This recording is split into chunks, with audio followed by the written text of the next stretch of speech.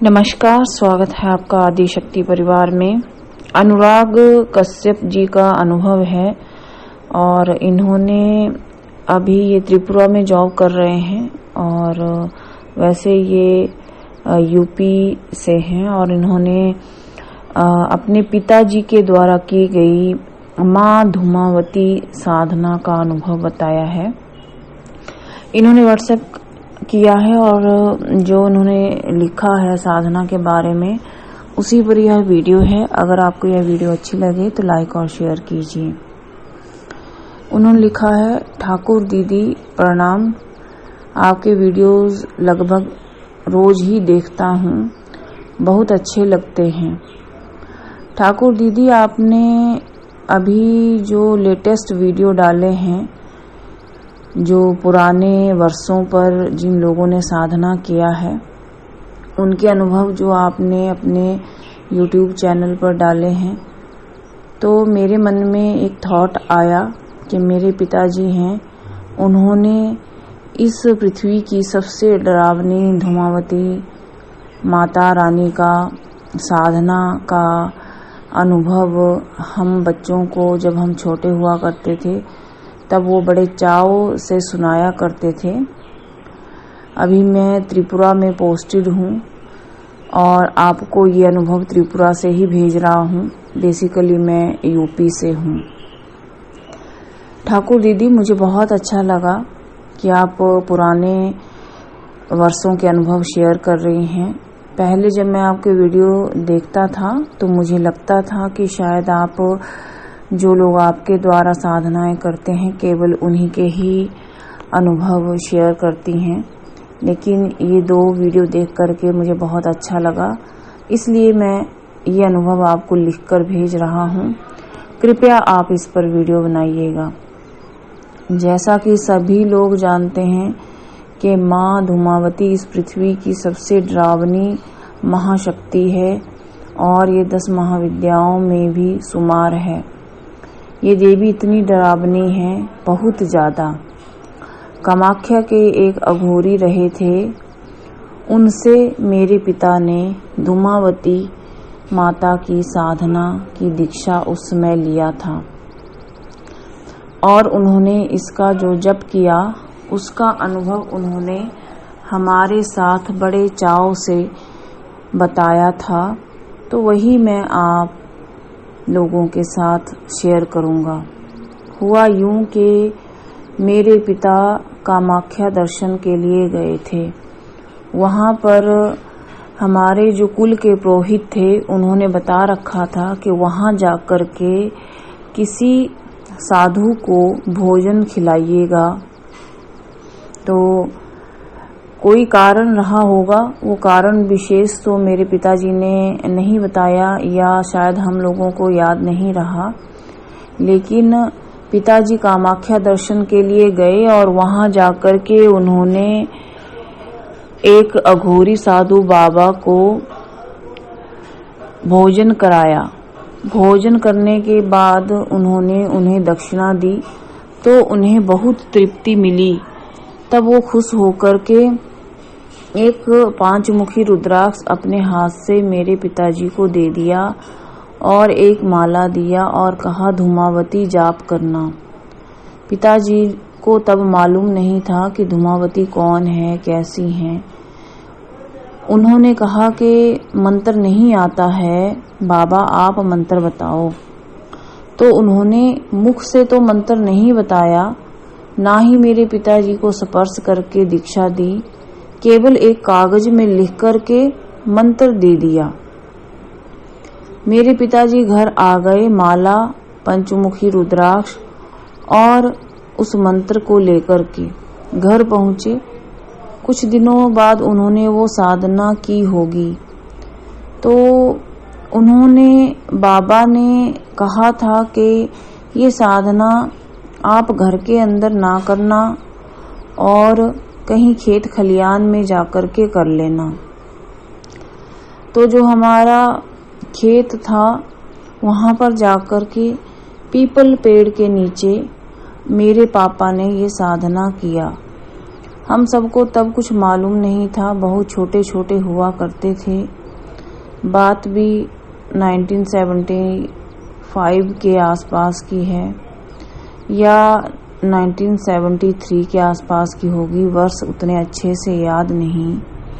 लेकिन पिताजी बताते हैं कि जब वो ये साधना करते थे तो उन्हें बहुत तेज तेज आवाजें आनी शुरू हो जाती थीं और दिन के हिसाब से तो उन्होंने कभी अनुभव नहीं बताया, लेकिन उन्हें लगता था कि पेड़ पर कोई चीज चढ़ रही है, कोई चीज नीचे उतर रही है, पेड़ की डालियों से कोई नीचे को लटक रहा है। लेकिन मेरे पापा इतने धैर्यवान थे कि उन्होंने कभी बीच में आंख खोला ही नहीं।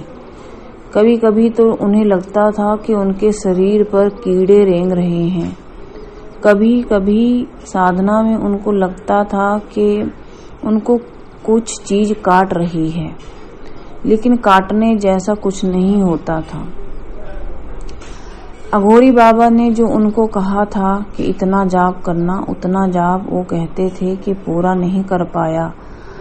या तो मैं वो जाप पूरा कर पाता तो सिद्ध हो जाता, या फिर अगर मैं इस जिद पे अड़ा रहता कि वो जाप मुझे पूरा करना है, शायद कुछ हजार बताया होगा। ऐसा बापा ने कभी नहीं बताया कि कितना हजार बताया या लाख बताया, लेकिन बताया कि उन्होंने जितना जाप बताया था उतना अगर मैं पूरा कर पाता तो सिद्ध हो जाता, और अगर मैं इसको बीच में ना छोड़ता तो मेरी मृत्यु निश्चित हो जाती।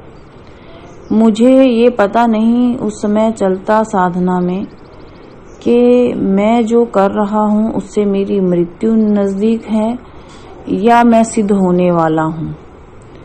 साधना में जब तक ना बैठूं तब तक सब सही रहता था, लेकिन जैसे ही आंखें बंद करता तो जलजला आ जाता, तूफान आ जाता। ऐसा लगता जैसे बहुत जोर जोर से बारिश हो रहा है। मैं बहुत अंदर से कांप जाता, रूह कांप जाती, लगता पृथ्वी से ऊपर उड़ गया हूँ आसमान में कहीं जाकर, और नीचे पृथ्वी पर धम से गिर रहा हूँ। ये सब लगता। कभी लगता फूलों के झूले पे बैठा हूँ और बड़े प्यार से झूल रहा हूँ, और कभी लगता कि पहाड़ पर हूँ और फूलों के झूले पर बैठा हूँ। धीरे धीरे झूला तेज होता है और इतना तेज होता है कि झूले से मैं गिर जाता हूँ, और झूले से गिरने के बाद बहुत पहाड़ी से नीचे गिर जाता हूँ। बड़े विचित्र अनुभव होते। साधना इसलिए छोड़ दिया कि सिद्ध नहीं बनना था, जान बहुत प्यारी थी। क्योंकि अंतिम दिन तो क्या हुआ कि एक तीव्र किस्म की काले रंग की एक भयानक स्त्री सामने खड़ी हो गई थी। उसके गले में एक सर्प लिपटा था और बाएं पैर में भी सर्प लिपटा था। आंखें खोलना नहीं चाह रहा था, पर घुंघरू में जोर जोर से वो पैर धम धम करके पटक रही थी। पृथ्वी लगभग कांप रही थी जोर जोर से। मैं तो वहां पर बेहोश होकर गिरने वाला हो गया, पर मैंने आंखें फिर से बंद की तो उसने मेरे बाल जोर से पकड़ लिए और मुझे जोर जोर से घुमाया। ये मेरे पापा ने बताया।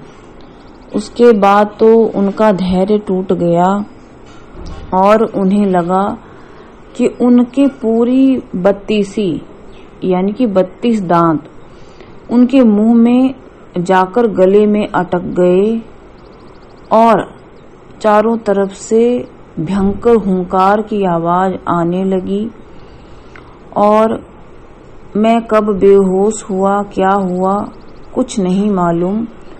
ऐसा पापा ने बताया। ये लास्ट मुझे पापा ने ये बताया कि उनको पता नहीं चला। उन्हें लगा कि उनके सारे दांत टूट गए और गले में जाकर अटक गए और वो ना जाने कब बेहोश हो गए। उसके बाद दोबारा वो खेत पर नहीं गए साधना करने। लगभग 3 महीना ही नहीं गए।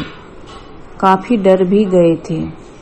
लेकिन हमारे गांव में और भी लोग साधनाएं मंत्र जाप करते हैं, अभी भी करते हैं, और पौराणिक विद्याओं में उनका बड़ा ही इंटरेस्ट रहता है।